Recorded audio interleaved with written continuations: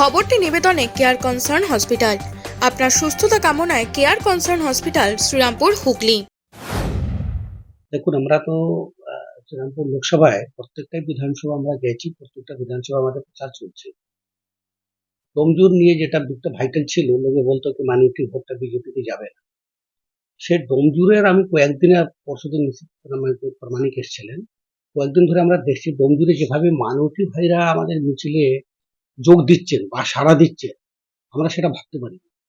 তার মানেটা হচ্ছে কি, মুসলিম মা বোনরা মোদিজিকে দেখে এখন কিন্তু মন ভালো করে মনে মনে এটা বুঝেই রেখেছেন কি না, আমরা পদ্ম ফুলকে এবার ভোটটা দেব। কারণ কি, একটা কল্যাণ ব্যানার্জি থার্ড টাইমের এমপি, কিন্তু সেভাবে যদি দেখা যায় বা আপনারা যদি দেখেছেন, তো উন্নয়ন বলে জিনিস হয়।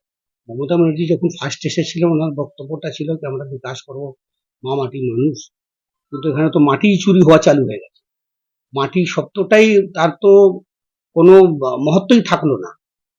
আর কল্যাণবাবুর জন্য আমি কিছু বলবো না, তবে একটা জিনিস জানি, উনি যেই আচরণটা সাধারণ মানুষদের সঙ্গে বা নিজেদের এমএলএ, বিধায়ক, কার্যকর্তা বা এই কাউন্সিলর বা আপনাদের চতুর্থ স্তম্ভ মিডিয়া ভাইদের সঙ্গে যে ব্যবহারটা উনি যেটা রাখছেন বা করছেন, এটা কিন্তু পলিটিক্সে মানায় না।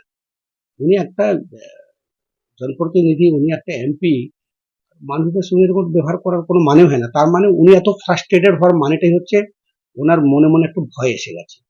এটা আমাদের খুব ভালো ভারতীয় জনতা পার্টির ক্যান্ডিডেট দিয়েছে মাননীয় কবিশঙ্কর বোসকে। ও ব্যারিস্টার মানুষ, উকিল, আইনজীবী মানুষ। তবে দেখছেন কি, ও হাঁটতে আর পেছোচ্ছে না, না সকাল দেখছে, না রাত দেখছে, না দিন দেখছে, একদম কন্টিনিউ যেখানে যেভাবে কার্যকর্তারা বলছে, আমরা যতজন কার্যকর্তা, আমরা যতজন পদাধিকারী, যতবার যেখানে বলছি ততবার সেই ছেলেটা ছুটছে। আমরা তো এরকমই এমপি চাই, কি আমাদের মানুষের পাশে দরকার পড়লে মানুষ চাইলে তাকে পাবে। আসলে দেখুন, একটা জনপ্রতিনিধিকে যখন মানুষ নির্বাচন করে নিয়ে আসেন, তার মধ্যে অনেকগুলো আশা থাকে। ভোটারদের মনে মনে অনেক আশা থাকে, কি আমার এমপি হলে আমার এখানে একটা ট্রেন নেই, সে ট্রেনের জন্য বলবো। কাউন্সিলর শুনছে না, তার ব্যাপারটা আমরা গিয়ে এমপি কে বলবো বা এমএলএ কে বলবো। কিন্তু তার পাশে যদি মানুষ যেতেই না পারে, তাহলে সেরকম জনপ্রতিনিধিকে কেন নিয়ে আসবে? সেরকম এমপি কে কেন চাইবে? সেরকম এমএলএ কে কেন চাইবে? তো পশ্চিমবাংলার মানুষ অনেক সুযোগ দিয়েছেন তৃণমূল কংগ্রেসকে, কিন্তু যেভাবে দুর্নীতি, তারপরে মা বোনদের কোনো ওখানে নিরাপত্তা নেই, কিছু নেই, যা খুশি তাই করে যাচ্ছেন। দেখুন এই সন্দেশখালি যা হলো, এটা জঘন্য ব্যাপার। তার মধ্যে আমাদের মাননীয় সিএম সাহেব একদিনও সেখানে যাওয়ার জন্য উনি বোধ করে নেই কি গেলে একটু ভালো। আর মাননীয় রাজ্যপালের জন্য উনি চট করে উঠে বলে দিলেন, কালকে যেটা প্রেস করা হলো, কালকে যে ভিডিওটা 12টার পর দেখানো হলো, এবার যদি জবাবটা দিক মানুষকে। পুলিশ যখন এফআইআর করেছে, পুলিশ কাছে পুরো ডিটেল যখন আছে, তাহলে আবার রাজ্যপাল থেকে ভিডিও ফুটে চাইছে কেন পুলিশ? এতেই তো পুলিশ ধরা পড়ে যাচ্ছে কি পুলিশের তো একটা কোথাও কোনো গাফিলিয়াত আছে। তা সেটা সাধারণ মানুষকে, জনতাকে, জনগণকে দেখানো যাবে, সেটা মাননীয় রাজ্যপাল সাহেব বলেছেন। সেটা কালকে 12টার সময় কিন্তু দেখানো হয়েওছে।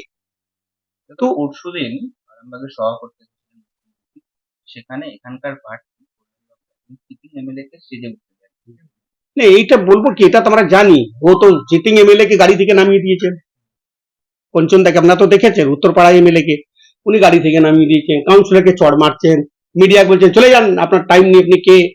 তো অপূর্ব পোদ্দারকে নামাতে না উঠতে দেওয়ার কোন বড় কথা আছে? ওনারা এইটা দেখুন, একটা সীমিত দল আছে, যেটা মাননীয় শুভেন্দু অধিকারী মহাশয় বলেন সবসময়, এটা একটা কোম্পানি, সত্যিকার একটা কোম্পানি আছে, কেউ মালিক নেই, কেউ ম্যানেজার নেই, যার যেরকম খুশি সেরকম পারছে সেরকম করছে। নাহলে আপনারা দেখুন, একটা উন্নয়ন করো, কত বড় সুযোগ দিয়েছিল পশ্চিমবাংলার মানুষদের মধ্যে, থার্ড টাইম সুযোগ দিয়েছে, কিন্তু তার মধ্যে ভাগ হয়েছে, উন্নয়ন হয়েছে কাউন্সিলরদের, চেয়ারম্যানদের উন্নয়ন হয়েছে, কিন্তু সাধারণ মানুষদের কোনো উন্নয়ন। দেখুন, উন্নয়ন বলে আমরা তো সবসময় একটাই বলি, সন্ত্রাসকে বন্ধ করতে হবে, হিন্দুত্বকে নষ্ট করা হচ্ছে সেটা বন্ধ করতে হবে। তৃণমূল যেভাবে মাইনরিটিকে টুপি দিয়ে দিয়ে, লোবেন চুস চকলেট দিয়ে দিয়ে বুঝিয়ে রাখছে, আর হিন্দুকে চাপিয়ে রাখছে, দুর্গা পূজা পারমিশন দেবে না, রামনবমী পারমিশন দেবে না, জগদ্ধাত্রী পূজা পারমিশন দেবে না। এইগুলো মানে একটা তো আতঙ্ক লাগানো পরিস্থিতি তৈরি করে দিচ্ছে তৃণমূল। তবে উন্নয়ন একটা এমন জিনিস আছে কি আপনি পুরো লোকসভায় দেখে নিন, ভালো করে সুন্দর করে দেখবেন কোনো জায়গা বিকাশ বলে কি আছে। আজকে প্রধানমন্ত্রী আবাস যোজনা ছিল, সেটাও এরা চাপা ধাপা করে রেখেছিল তৃণমূল। যখন চাপ পড়েছে তখন চোখের সামনে এলো কি হ্যাঁ এটা প্রধানমন্ত্রী আবাস যোজনাটা এটা কিন্তু কেন্দ্র সরকারের সহযোগিতাই হচ্ছে, কেন্দ্র সরকারের পরিকল্পনাই হচ্ছে। আজকে সড়ক যোজনা, এই কি দেখাচ্ছে তৃণমূল করেছে কি? শুধু দেখেছেন বড় বড় নেতাদের কাছে তাদের বিছানায় তলায় 500 হাজার হাজার কোটি টাকা পাওয়া গেছে। তারা কিন্তু উন্নয়ন করেনি, উন্নয়ন করেছে নিজেদের মন্ত্রীদের, নিজেদের এমএলএদের, নিজেদের কাউন্সিলরদের, নিজেদের চেয়ারম্যানদের। তৃণমূল শুধু এই কাজ করেছে। আর যারা সৎ পথে হাঁটতে চাইছে, পশ্চিম বাংলার জন্য লড়তে চাইছে, তাকে কি করেছে? তাকে মেরে ফেলে রেখে দিয়েছে, কোথাও ঝুলিয়ে দিয়েছে। আর বিজেপি কার্যকর্তাকে তো দু চোখে দেখতে পারে না। আজকে পুলিশ ভাইদেরকে আমি অনুরোধ করি, তাদের কাছে আমি রিকোয়েস্ট রাখি কি আপনাদের বাড়ির লোক এত খেটে খুঁটে আপনাদেরকে লেখাপড়া করায়, কেন আপনারা এরকম করছেন? সরকার আসবে যাবে, কিন্তু আপনারা শিক্ষা দীক্ষা নিয়েছেন, আপনি আইন প্রথম হাঁটুক না। কি আছে আপনাকে দিদি যদি এখান থেকে তুলে ট্রান্সফার করে দিতে কি হয়ে যাবে? লড়বেন, আপনার সম্মান মানুষের মধ্যে থাকবে, সারা জীবন মানুষ আপনাকে স্যালুট করবে। এটা আমি পুলিশ ভাইদের কাছে অনুরোধ করছি, আইপিএস দের কাছে অনুরোধ করছি, আপনাদেরকে শিক্ষা দীক্ষাকে এই দলের পক্ষে লাগিয়ে নষ্ট করবেন না। আমার এটা অনুরোধ আছে আপনাদের কাছে। ডবল ইঞ্জিন হলে আপনারা দেখুন না, উড়িষ্যাতে দেখুন নবীন পটনায়ক যে আছে সিএম, উনি তো বিজেপি করেন না, ওনার তো আলাদা একটা দল, কিন্তু উনি সেন্ট্রালকে, কেন্দ্র সরকারকে এমন মানে ট্যাকল করে চলেন স্টেট জন্য কি যাতে স্টেটটা আমার এগোক। আজকে আমাদের অনেকগুলো যোজনা ছিল, সেটা দিদি লাগু হতে দিলেন না। বঞ্চিত কারা হলো? আমাদের পশ্চিমবাংলার সাধারণ মানুষ। তো সাধারণ মানুষকে ওনার অধিকার থেকে বঞ্চিত করার অধিকারটা মাননীয় সিএম সাহেবকে কে দিয়েছে? উনি কে?